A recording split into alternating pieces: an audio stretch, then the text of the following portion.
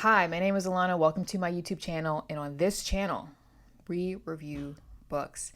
And as you can tell by the title, today's book review is a book that I actually read in 2021. I have not read it since. I do plan on rereading it. Oh, let's remove this. Wanted to do a video.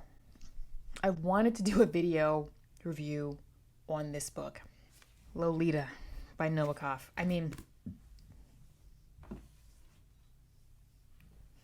Enough said, right? One reason why I did want to go ahead on and do a book review for this and have it on YouTube. I do have one on Instagram, but it is buried. Buried, right? I reviewed it in 2021, so good luck trying to find it. But YouTube, when you post reviews on YouTube, they are way more evergreen than they are on Instagram. So, an evergreen, if you're not sure, is a term used in the communications, PR, marketing world where content it has a longer shelf life than something else. It may not necessarily be the most algorithm friendly when it's first posted, but it is more consistent over the long haul. And so that's actually one reason. This is a tangent. That's actually one reason why I started my YouTube channel. One reason. There are others. Because I put a lot of work into my reviews and they get buried on Instagram. So they can breathe a little bit more freely on YouTube. Let's stop rambling. Let's get into Lolita. Oh, another reason why I wanted to go ahead on and post a review of on BookTube or YouTube of Lolita is because I do also plan to go back and record my review for A Little Life, which I also read in 2021. I read it after Lolita. Those two books, in my opinion, are in conversation, and I want to have that discussion. So I figured I'd get Lolita out first. A Little Life will come sometime in the future, but this year. And this is actually my first time I'm going through this review since I've written it. So we'll see if this comes across as awkward. I still remember a fair amount about this, but we'll see how this goes. I leaf again and again through these miserable memories and keep asking myself, was it then in the glitter of that remote summer that the drift in my life began? Or was my excessive desire for that child only the first evidence of an inherent singularity? So Lolita, I think, is one of those books that, one, it's iconic. People may have never read it. Some people have never read it, but they've heard about it, and they get the general idea that this book is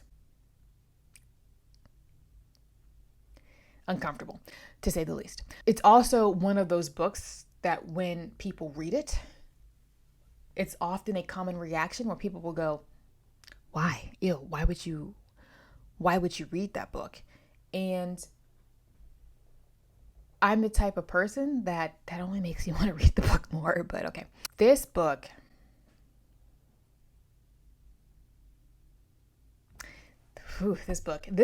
is, so we have the narrator, Humbert.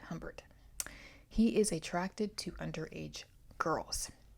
He specifically develops an attachment to Lolita. That is not her name, her real name, and spends the entire narrative trying to justify his attraction for this young girl.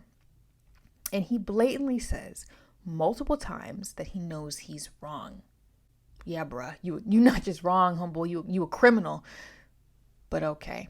He refers to young girls as nymphets. Saying this out loud makes me feel like I need to go take a shower. And it is clear that he does this to also project blame onto these young children, minors, as if it is their fault that he, as a grown man, okay, is attracted to them. He takes away their humanity in a sense, and thus he is releasing himself of guilt. He's calling them nymphets as if there's something mythological about them, otherworldly. There's something else going on that he's being lured into, almost like a siren. They're true. So that way he's able to take take the blame off himself. It was outside of his control. I had nothing to do with it. I can't help it. It's their fault. Their true nature, which is not human, but nymphic, that is demoniac, and these chosen creatures I propose to designate as nymphets. Again, he is taking all the blame away from himself. From the very beginning of Lolita, it is clear that this man is mentally not well. He has been hospitalized multiple times. This is also used as a tactic to attempt to, for Humbert as the narrator, to elicit sympathy for himself. But I had no sympathy for him whatsoever as a reader. He's just gross. As the narrative progresses, I found that Nabokov's writing style becomes more lyrical. It almost happened seamlessly, but then I noticed that I was like, wait a minute, something felt more fluid, more lyrical. And for me, it almost read as if it was becoming a little bit, in some spots, a little bit more stream of consciousness, like more like stream of consciousness type writing. And I felt like perhaps Nabokov did this to portray that, to make a point about Humbert's mental state. He's just deteriorating. And again, I feel like it snuck up on me as a reader. It happens with me at periods of electrical disturbance and lightnings. I had hallucinations. Maybe they were more than hallucinations. He is also, Humbert is a very unreliable narrator. He contradicts himself. He exaggerates his own personal attributes.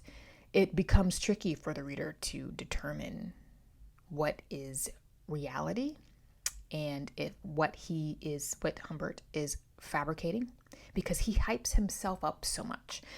It's fascinating how Nabokov is able to put the reader in the head of a man that's this deplorable and cringy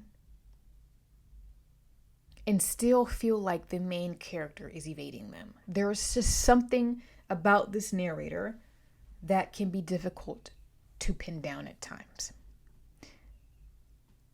My old bedroom slippers, the only old things about me.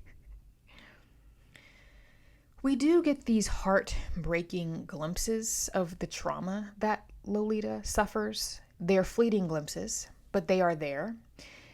And ironically enough, though we're in the perpetrator's head the whole time, I think this narrative would have been more uncomfortable had it been from, not just uncomfortable, it would have been completely devastating to read it from Lolita's perspective.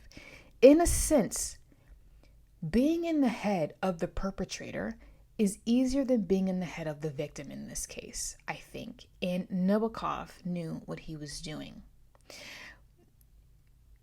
Would we have wanted to read this from Lolita's perspective? And so here is a quote. Her sobs in the night, every night, the moment I feigned sleep.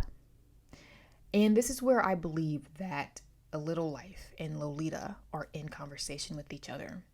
Because Jude in A Little Life is a victim of horrible child abuse. And we are seeing it from Jude's perspective. Even though it is written in the third person, it is an omniscient narrator. So we are getting all of Jude's emotions. Yeah, it's a lot. And so I think that if you can read A Little Life, you can read Lolita. I think that's interesting. In a way, sometimes I felt like A Little Life was the answer to my question. What would it have been like in some cases to read this book from the victim's perspective? And also, the word nymphette is in A Little Life if you pay close enough attention. I think it pops up only once or twice. So again, I'm convinced that these two books are in conversation. again, this is a shorter review, so let's wrap it up.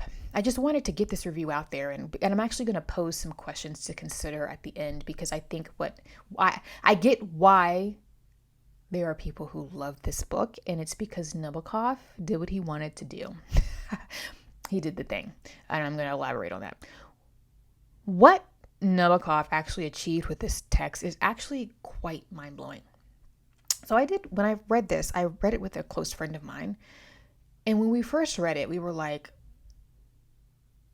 1 star. Like, we were like a few pages in, we were so grossed out. We were like, oh, gross. I don't want to read. I don't want to finish it. But by the end, we had given it 4 stars. Nabokov's writing is poetic, lyrical, and complex. There are so many literary references in this book that the next time I read it, I'm going to read an annotated edition, because I caught a Howard's Inn reference in there. And I know I missed others from various pieces of literature, poems, and all that. My edition here has an author's note at the end, and Nabokov knows that he wrote about a detestable topic simply because he could. And he points out that readers are obsessed with the why. I'm paraphrasing greatly here, but readers, we are obsessed with the why.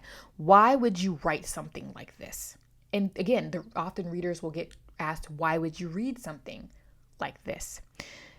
To which the artist often smirks and says, why shouldn't I? He is not glamorizing anything here. He's just, take it. I wrote it, take it. Isn't that the purpose of art in some cases? If you want to say that books are a form of art, writing as a form of art, where he was able to write something and present something to the reader that makes you feel very uncomfortable. You cringe. You scrunch your nose up. He's pushing you completely out of your comfort zone. It's gross at times, and you're oddly fascinated and disturbed at the same time. Fascinated because Nabokov is a master of language. He's a master at writing, and Nabokov is basically trolling the reader because he could. He was like, see what I've done? I've made you so uncomfortable, but I wrote it beautifully at the same time. See how I'm able to do that? This is the power of the artist. Artists, musicians, writers, painters, whatever, are able to make the audience confront horrible things in a way that still makes you step back and say, that execution was brilliant. And that is how I like to view and read Lolita. I understand, however, why people choose not to read this. I also understand how people think they want to read it. They pick it up, and within the first few pages, they're like, I can't do this. I totally get it. And I don't think that this is a book that people should feel they have to read. Because especially since it's dealing with child abuse, I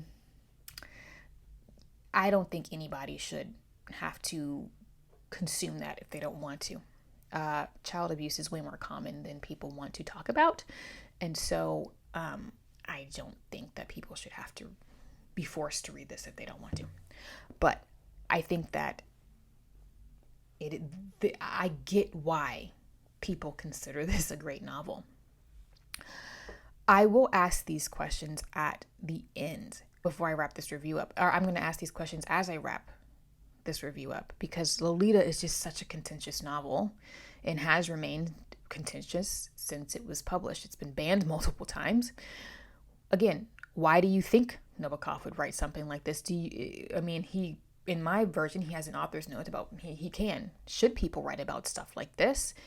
And now if you get the logic of why he did, does it change, or can it change your view on a book like this? It may not, I don't know. Books like this have been censored. Do you agree or not? I disagree with the censorship of this book. Age appropriate, not age appropriate for some groups of people. Blatant censorship, as in take it off the presses, no. But but that's just me. Is there a time period? Well, I think I'm asking the book community. I think overarchingly the book community is anti-book censorship. Can a book like Lolita be considered art? And if it is or isn't, what are we saying about art? And are we saying that art can only portray certain things? I think that's where I'm going to leave it. Have you read Lolita? If so, what were your thoughts?